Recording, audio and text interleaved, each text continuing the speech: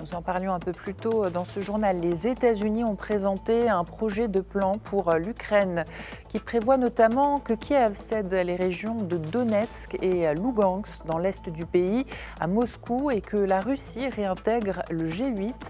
Pour en parler, nous prenons la direction de Paris où nous attend Emmanuel Dupuis, politologue, président de l'Institut Prospective et Sécurité en Europe. Bonjour et bienvenue. Bonjour. Alors depuis son annonce, le plan de paix américain pour l'Ukraine est un sujet de controverse. Quels sont les principaux points, sujets de controverse du plan de paix américain proposé à l'Ukraine ? Là, ce n'est pas un plan de paix, mais c'est un plan de capitulation. C'est comme ça que les Ukrainiens l'ont perçu et c'est comme ça que Volodymyr Zelensky l'a prise en compte ou du moins va sans doute en discuter à l'occasion d'un déplacement qu'il escompte faire de nouveau à Washington. Alors sur ces 28 points, qui sont proposés par les Américains, il y a une fâcheuse tendance à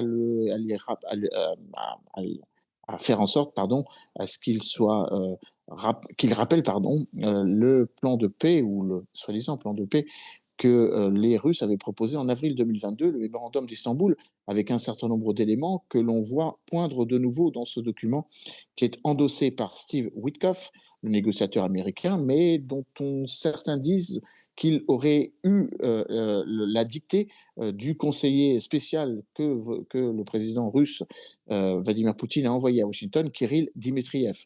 Vous l'avez évoqué, un certain nombre de points, un certain nombre de propositions sont inacceptables pour les Ukrainiens. La perte de territoires qui sont toujours sous domination ukrainienne et que les Russes n'ont pas réussi à conquérir depuis leur offensive qui remonte déjà à 2014, notamment autour de Donetsk et de Lugansk. Ensuite, le fait qu'il y ait dans la Constitution clairement indiqué que l'Ukraine ne sera et ne sera jamais membre de l'OTAN, que l'armée ukrainienne serait limitée à 600 000 hommes, que les avions de l'armée ukrainienne, notamment ceux que la France va livrer, la centaine de Rafale, les quelques 100 à 150 Gripen suédois que l'armée ukrainienne va disposer d'ici 2029-2030, ne pourraient même pas stationner en Ukraine, mais seraient stationnés en Pologne.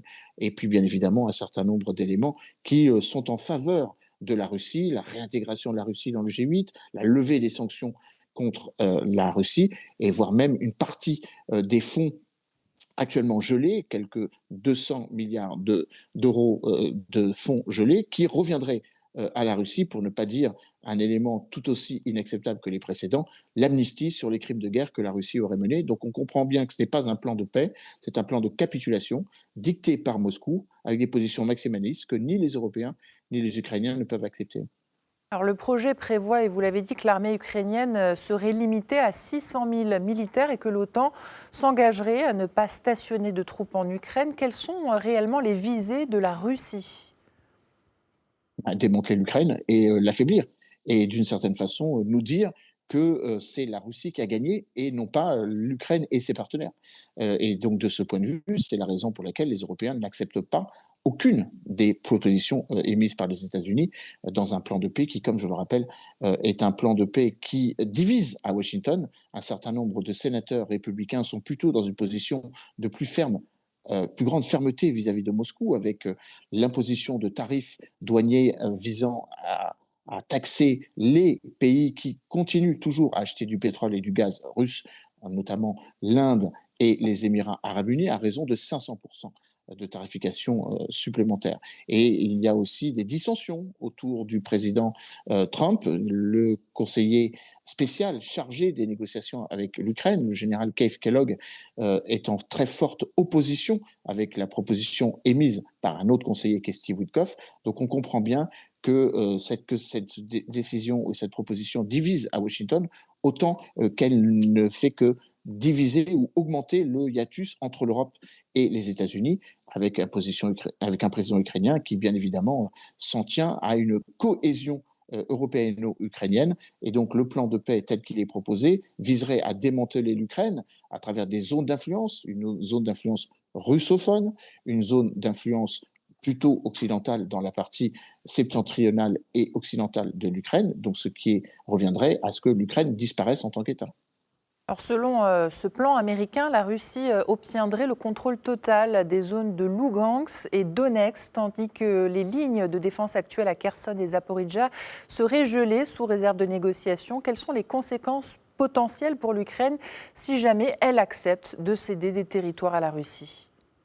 Alors, elle n'acceptera pas dans les conditions telles que c'est proposé, et elle a raison, parce que cela reviendrait à affaiblir ses propres lignes de défense à l'avenir.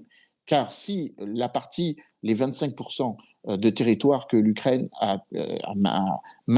continue à défendre ardemment, vaillamment, contre les assauts réguliers de l'armée russe, on en est à plus de 1 million de morts du côté de la Russie, selon les chiffres corroborés à la fois par des think tanks américains et bien évidemment eu égard aux annonces et aux chiffres que sont donnés par l'armée ukrainienne, on constate que l'Ukraine résiste plutôt mieux que ce qui était envisagé, que l'offensive russe qui devait réussir à obtenir les territoires que pour l'instant elle n'obtient pas, devrait être cédée à la Russie sans coup férir ou sans combattre.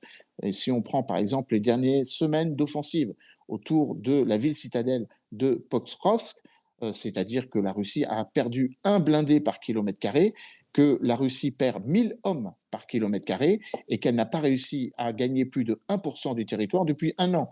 Donc c'est aussi une façon pour la Russie d'essayer d'obtenir diplomatiquement ce que militairement elle ne réussira pas à obtenir à ce chiffre-là ou à cette vitesse-là. La Russie pourrait prendre 4 à 5 ans pour obtenir la totalité des territoires qu'elle escomptait obtenir au moment de son offensive, c'est-à-dire avec 4 ou 5 millions de victimes supplémentaires. Donc on voit bien que c'est inacceptable, alors que la Russie est acculée. En un mot, dès que la Russie sent un danger financier et une pression maximale peser sur elle, elle prétend aller à la table de négociation, alors que nous ne faisons que mal nommer ce qui n'est pas un plan de paix, mais encore une fois, une proposition pour essayer de sauver la Russie. Alors cette proposition soutenue par les Américains prévoit la signature d'un accord de non-agression entre la Russie, l'Ukraine et l'Europe. Et alors qu'on s'approche des 4 ans de conflit, quel rôle joue encore la communauté internationale dans la résolution de ce conflit, et notamment l'Union européenne? L'Union européenne reste unie.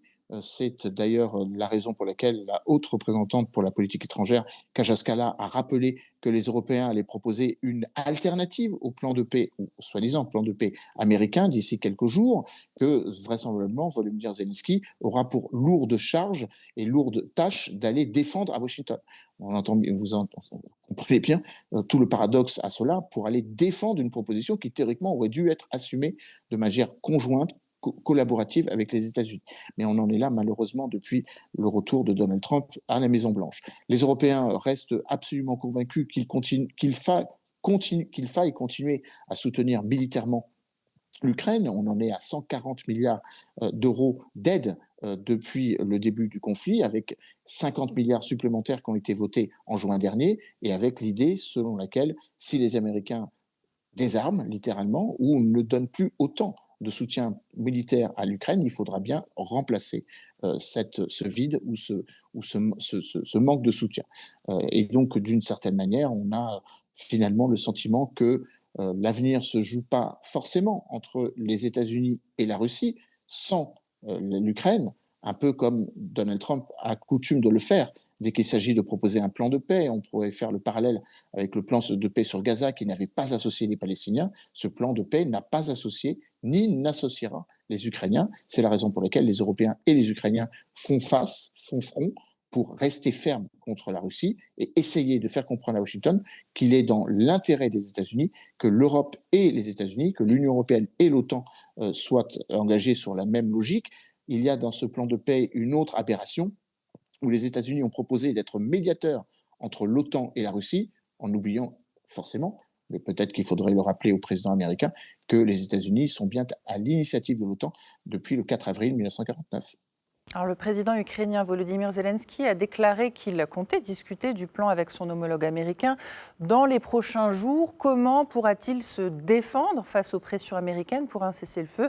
Doit-on s'attendre à un nouvel échange tendu entre Donald Trump et Volodymyr Zelensky? Vraisemblablement, mais le président Zelensky n'a pas dit qu'il défendrait ou qu'il viendrait répondre au plan américain. Le président Zelensky a dit qu'il viendrait à Washington fort du plan européen qui est en cours de négociation. Donc c'est au président Zelensky de présenter les propositions européennes et c'est au président américain d'y répondre. Donc c'est en inversant un peu la charge de la preuve, si je puis le dire ainsi. Par contre, effectivement, le risque de tension est absolument manifeste. On le comprend, les Américains désormais jouent à peu près dans la même direction que la position russe. Comment peut-il en être autrement, puisque dans le plan paix, il est prévu l'arrêt des sanctions contre la Russie, le retour de la Russie au sein du G8, l'amnistie des crimes de guerre et des crimes contre l'humanité qui pourtant ont été mises en exergue par la CPI, que je rappelle les États-Unis récusent. Donc on a vraiment le sentiment que ces positions maximalistes proposées par Washington ont été littéralement dictées par Moscou. Merci beaucoup Emmanuel Dupuis d'avoir répondu aux questions de Médien TV, politologue. Vous êtes président de l'Institut Prospective et Sécurité en Merci à vous. Europe.